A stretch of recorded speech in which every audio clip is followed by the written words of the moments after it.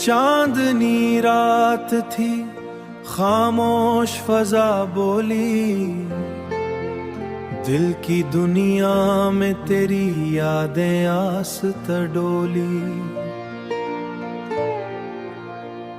हुआ के झोंकों में तेरी खुशबू सी आई, जैसे तन्हा दिल को फिर उम्मीद नजर आई।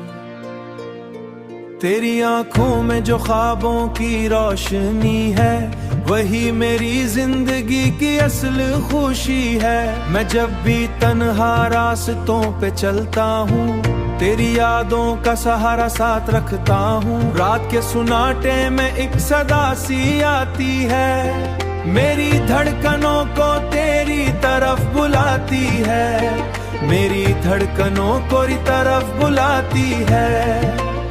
दूर होके भी तो दिल के करीब लगती है।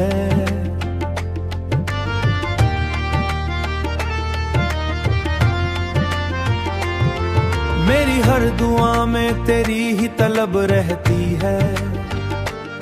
सितारों से सजी ये नीली सी चादर, तेरा नाम लिखती है आसमां के अंदर।